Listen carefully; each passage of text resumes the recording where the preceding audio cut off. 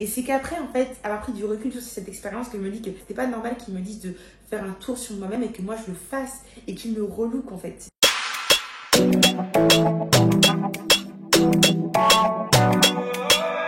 Bonjour à tous, j'espère que vous allez bien. On se retrouve pour une nouvelle vidéo. Je vous ai déjà parlé dans des vidéos précédentes d'une expérience que j'ai eue lorsque j'ai commencé à travailler en alternance. J'ai en effet travaillé 1 an avec un employeur qui harcelait sexuellement et psychologiquement les salariés. Bien que ça soit une histoire assez drama, je vais tenter de garder un petit peu le sourire parce que du coup sur ma chaîne, vous savez, c'est toujours des good vibes, toujours un petit peu de motivation. Comment j'ai fait pour m'en sortir? Quelle a été entre guillemets ma stratégie pour survivre à tout ça et en tirer du positif?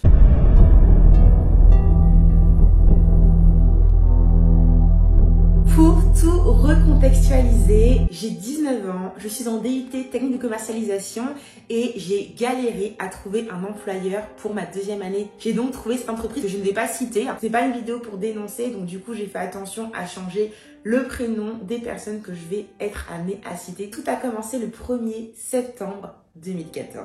Au départ, c'était clairement l'entreprise idéale. Nous étions que des femmes, toutes jeunes, âgées de 19 à 25 ans environ. Comme par hasard, on était tous plutôt mignonnes, sans me lancer des fleurs. C'était un petit peu bizarre. J'aurais dû me dire pourquoi il n'y a pas d'hommes dans cette société. Pourquoi cet homme ne travaille qu'avec des femmes? Le premier jour se passe vraiment très bien. C'est une journée d'intégration.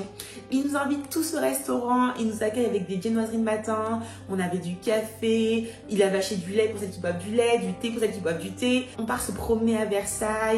On passe au château de Versailles, on fait même un tour de canoë. On a vraiment très bien rigolé. Quand je suis rentrée chez moi et que j'en ai parlé à ma mère, j'étais là en mode maman, c'est trop bien, je trouve ça est génial, c'est une petite PME, on est à Versailles, l'employeur il est super gentil, il est agréable, il allait souvent au restaurant, il nous payait souvent le resto. Il aimait bien un petit peu avoir son arène de femmes. Quand on allait au resto, c'était le seul gars entouré de 5 filles âgées de 18 à 25 ans, alors qu'il en avait 55.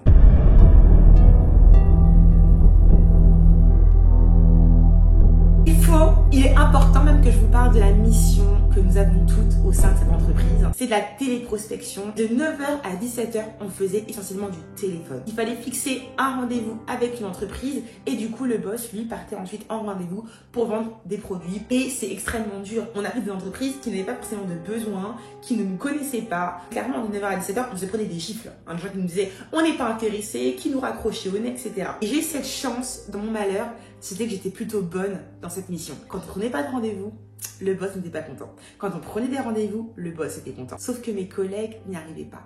Et donc c'est là que tout a commencé à partir en cacahuète. Le boss m'utilisait pour abaisser les autres. Le matin, il arrivait et là il me disait qui a pris un rendez-vous. Souvent je prenais un rendez-vous dès le matin et les autres n'en prenaient pas. Et du coup, il leur disait il faudrait tout que je vous vire, il me faudrait 4 Julina. Ça mettait une grosse pression parce que du coup j'avais peur que mes collègues me détestent. C'est pas facile d'arriver à un endroit et d'avoir cette énergie si négative, ce stress perpétuel. Parfois, si j'arrive à prendre 2 rendez-vous dans la journée, ben ça m'est déjà arrivé d'en donner un, par exemple à Amélie, qui a subi beaucoup de harcèlement par rapport au boss. Elle, c'est vraiment celle qui a vécu 1 an très difficile. Là, une emprise plus que psychologique sur elle.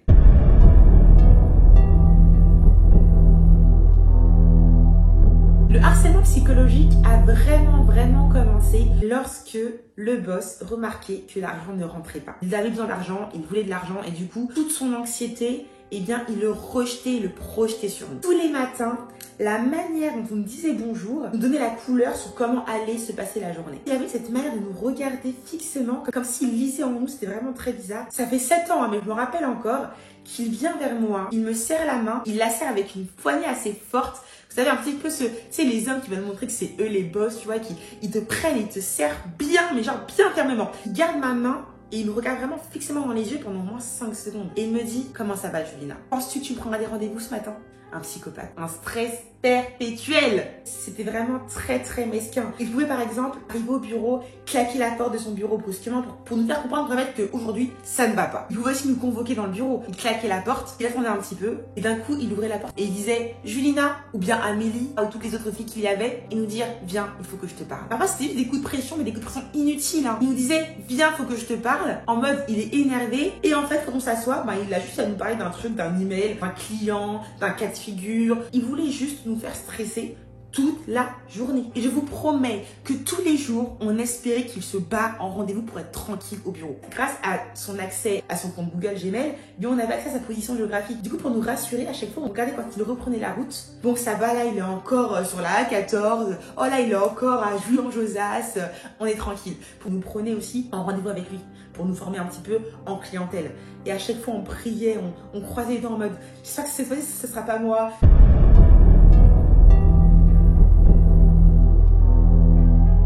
Nous sommes fin octobre et malgré le fait qu'on subissait des choses anormales dans la société, on avait quand même cette peur de ne pas survivre à la période d'essai et du coup de ne pas être embauché vraiment en alternance. Il y a une fille qui n'a pas survécu à la période d'essai, c'est Angelica. Il faut que je vous explique qui est Angelica. Grande, blonde, une bombe atomique. Clairement, tous les mecs dans la rue se retournent si elle passe. Notre boss était vraiment déplacé avec elle. Il avait des propos hallucinants. Il a réussi à normaliser son comportement parce qu'en fait, vu qu'on était toutes jeunes et que c'était un peu toute notre première expérience professionnelle, ben pour nous c'était un petit peu normal qu'il se comporte comme ça en fait. Un matin, Angelica arrive et elle avait un rouge à lèvres bordeaux, un peu comme le mien. Sauf qu'Angelica, c'est une blonde. Sur une peau black comme moi, un rouge à lèvres bordeaux ne ressort pas de la même manière que sur une blonde. Et donc un matin, elle arrive avec son beau rouge à lèvres et là le boss lui dit « Retire ton rouge à lèvres, tu fais salope ». Elle lui a dit « Mais j'ai pas de démaquillant, je peux pas ». Vous savez ce qu'il a fait? Il est parti à Monoprix pour lui acheter du démaquillant. Il arrive au bureau et lui dit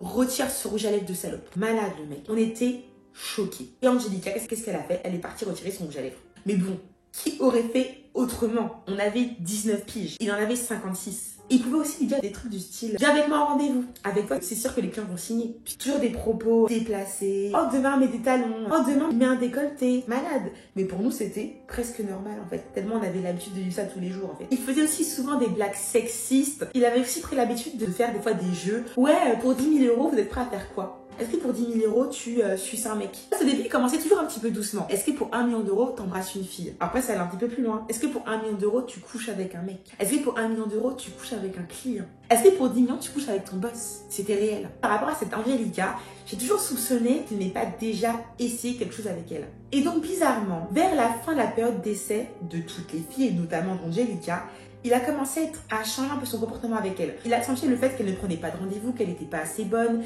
plein d'excuses qui n'étaient pas valables en fait. Et qu'il lui dise ça à partir de maintenant, c'était assez étrange. Comme par hasard, il la convoque un jour dans son bureau et il lui dit « Angelica, prends tes affaires mais je ne te garde pas ». Et je suis quasiment sûre qu'il l'a virée parce qu'il avait peur qu'elle l'emmène au prud'homme. Il avait peur que peut-être qu'il fasse quelque chose de trop déplacé, qu'il n'arrive pas peut-être à se contenir, que ses pulsions qu'elle soit trop forte et du coup il l'a virée. 10% de ce qu'il lui a dit, elle aurait pu lui mettre tellement cher au tribunal, mais vraiment. Elle n'a pas porté plainte, mais je pense qu'elle y a vraiment pensé.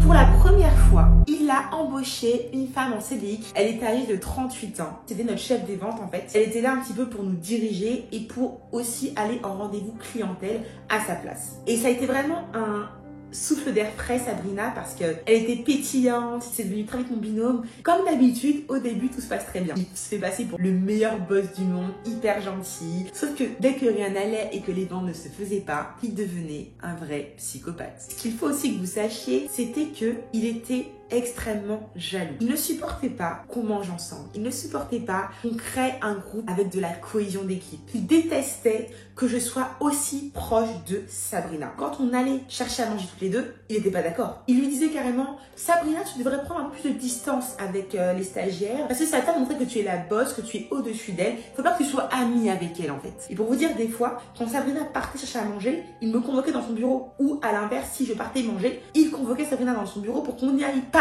toutes les deux, qu'on ne se parle pas toutes les deux. Un vrai psychopathe. Il avait plein de choses bizarres. Un exemple, cet employeur avait une copine. Et donc, il avait fait une surprise à sa copine, une chambre d'hôtel. Il avait demandé à Sabrina, ma chef des ventes, de venir avec lui voir la chambre d'hôtel pour voir que tout était parfait. C'était bizarre quand même. Pourquoi tu emmènes ton salarié dans une chambre d'hôtel pour lui montrer la chambre que tu as réservée pour ta copine? Trop bizarre. Mais encore une fois, il a normalisé son comportement extrêmement déplacé. Il a fait d'autres choses bizarres, très bizarres. Un autre exemple. On pouvait, comme je vous l'ai expliqué auparavant, le localiser pour qu'on puisse voir quand est-ce qu'il partait de son rendez-vous pour rentrer au bureau. Et donc, on arrive au bureau avec Sabrina, on le localise et on voit quoi? Il était devant chez elle.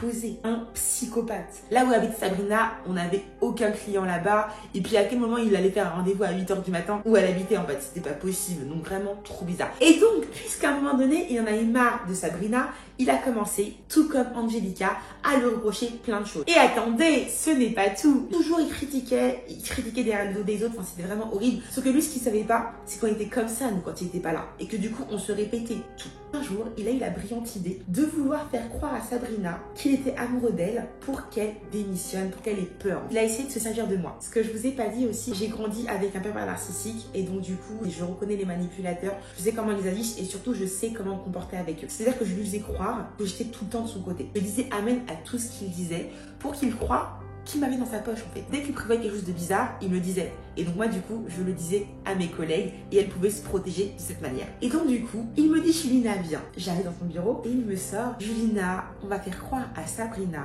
que je suis amoureux d'elle. Tu vas l'appeler et tu vas tout lui expliquer. Tu vas lui dire que je me suis confiée à toi, que je suis fou d'elle, que je sais qu'elle a un mari, qu'elle est amoureuse de lui, mais que je suis sûre qu'on est fait l'un pour l'autre. Je me suis dit, il faut vraiment que je prévienne Sabrina. Et là, il me dit, viens, on va lui faire la blague tout de suite. Dans mes souvenirs, je lui ai fait croire qu'on pouvait pas le faire ici, qu'il fallait qu'on aille dehors pour le faire.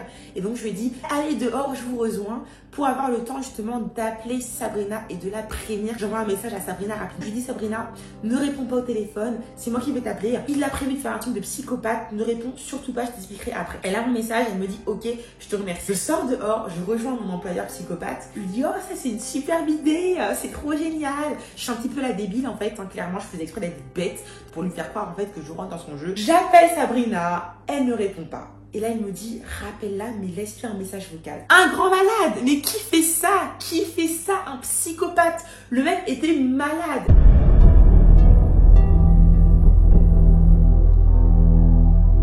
Ce chapitre, les amis, va être dédié à Amélie, qui était la plus jeune, elle avait 18 ans, elle faisait son BTS, MUC, Management des unités commerciales. Le problème pour Amélie, c'était qu'elle ne prenait pas de rendez-vous. Et donc du coup, c'est elle qui a vraiment subi le plus gros harcèlement moral. Sans arrêt, il lui mettait la pression, quoi. Prends des rendez-vous, si t'en prends pas, je te vire. Amélie, elle avait très peur d'être virée parce qu'elle voulait absolument son BTS. Au départ, comme je vous l'ai expliqué, c'était surtout de l'harcèlement psychologique, sauf qu'il y avait aussi du harcèlement sexuel. Et c'est Amélie, malheureusement, qui en a pris le plus pour son grade. Et finalement, on était tous harcelés sexuellement. Vous nous posez des questions du style, est-ce que pour 1 million d'euros, tu couches avec cette personne? Est-ce que pour 1 million d'euros, tu couches avec ton patron? C'était un petit peu du harcèlement sexuel aussi. Je me rappelle d'un matin où j'arrive, j'ai mis une petite robe et il m'avait dit, tu es très belle ce matin, Julina.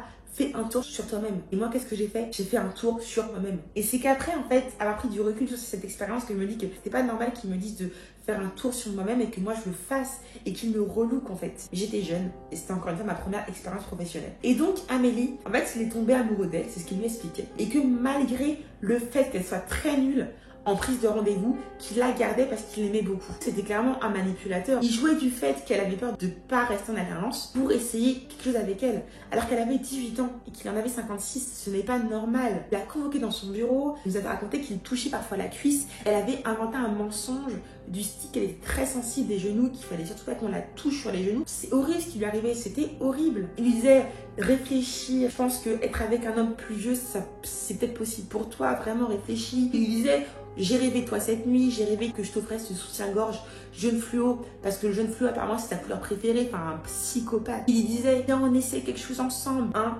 malade. Elle a gardé ça pour elle pendant très longtemps. Elle nous en a parlé au mois de mars je crois, alors qu'elle avait commencé à subir ça depuis janvier. Un jour il était méchant, il lui disait, t'es nul, tu peux pas te garder, tu prends pas de rendez-vous, tu es nul. Après il lui disait, je suis amoureux de toi, je te garde parce que je t'aime. Un psychopathe, du grand n'importe quoi. Et franchement gros big up à elle, je sais qu'elle va bien aujourd'hui.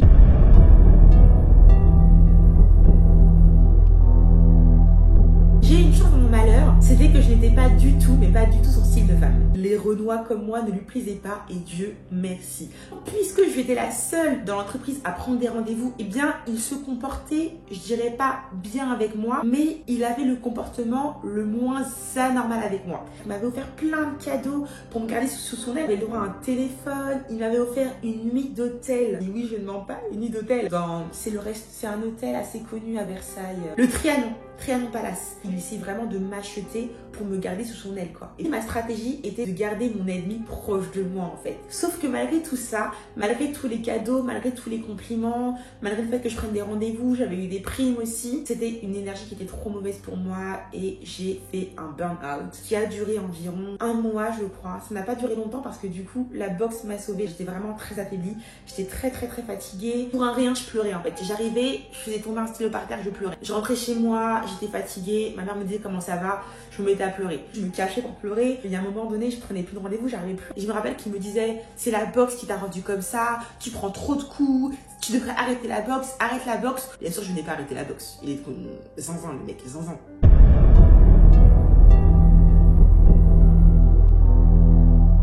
Dans l'entreprise, il y avait un énorme turnover. Il avait viré Angelica, comme j'ai pu vous l'expliquer. Il avait prévu aussi de ne pas garder Amélie. Sabrina avait prévu aussi de démissionner. Elle avait fait poser son préavis. Donc du coup, pour moi, c'était impossible de rester dans la boîte. Et donc du coup, j'ai préparé mon départ. Bien sûr, il fallait absolument pas que mon employeur sache que je partais. Si il savait que je partais, il allait me faire la misère. Du coup, j'ai préparé mon départ comme il se doit. Dès qu'il partait en rendez-vous, je vais déposer des CV. Suite à mes recherches pendant son absence, eh bien, j'ai eu 3 entretiens dans 3 différentes boîtes. Et les 3 boîtes m'ont prise. J'ai choisi Ozimatic, j'ai signé mon contrat avec eux. Et c'est qu'une fois avoir signé mon contrat que j'ai préparé mon départ aux yeux de mon employeur. Il me promettait plein de choses.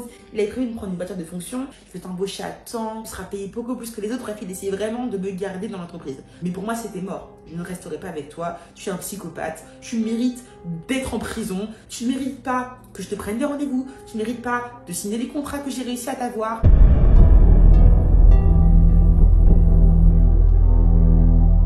J'ai prévenu toutes mes collègues qui étaient au courant que j'allais partir, que du coup j'allais annoncer à notre employeur mon grand départ. Je n'allais pas du tout lui dire que je partirais pour quelqu'un d'autre, parce que lui dire ça, c'était clairement signer mon arrêt de mort, parce qu'il m'aurait fait la misère. Je dis à mon employeur, est-ce que je peux vous parler? Un petit peu stressé, il me dit oui, bien sûr, mais il n'avait pas envie qu'on se parle dans son bureau, et il me dit, viens, on va discuter dehors en se baladant. Ça me rassurait un peu de ne pas être enfermée dans une pièce avec lui, et donc du coup, je lui explique, voilà, j'ai vraiment aimé cette année avec vous, tout se passe bien pour moi, je kiffe l'informatique, je kiffe les télécommunications, j'ai appris beaucoup avec vous, je vous en remercie. Mais l'année prochaine, pour mon bachelor, pour ma licence, j'ai besoin et j'ai envie de le faire en initial. Mais que on gardera le contact, que je compte continuer cette aventure avec vous. J'étais en stress total. J'avais prévu ce discours, je l'avais répété chez moi, devant la glace, j'avais tout prévu. Et donc là, il me dit, je comprends, Julina. Ah oui, aussi, ce que je vous ai pas dit, c'est que je lui ai fait croire que c'est quelque chose que j'ai envie de lui dire en premier, que les collègues ne sont pas au courant,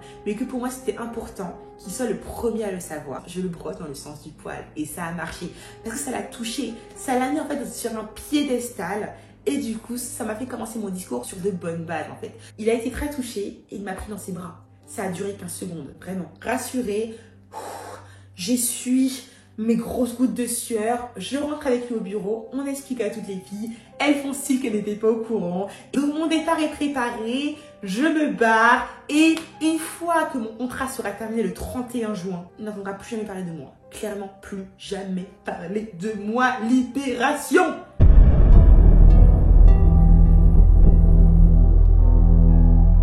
Dernier jour d'entreprise, il nous invite au restaurant, on prend du vin, on est tous pompettes, tout se passe bien, on se sent libéré, c'est le dernier jour pour nous toutes. 17h arrive, on se dit tous au revoir, notre employeur nous prend dans les bras, il nous remercie à toutes, grand psychopathe, et nous on lui dit merci à notre tour de nous avoir fait passer une année de misère. On arrivait au bureau, la boule au ventre, on partait en pleurant, merci pour tout ça, vraiment merci. 2 mois plus tard, en septembre, je commence du coup ma nouvelle année en alternance au sein d'Ozimatic. Tout se passe très bien. J'arrive en plus dans un milieu d'hommes, donc du coup j'avais un petit peu peur qu'ils soient aussi des psychopathes, mais alors pas du tout. Très respectueux, très normal, ce que sont les humains sur Terre en fait, tout simplement. Et franchement, j'ai eu 2 extrêmes. Je suis passée d'un psychopathe, harceleur, sexuellement, psychologiquement, avec le meilleur patron du monde. C'est quelqu'un qui transpire la confiance. On a envie de travailler avec lui.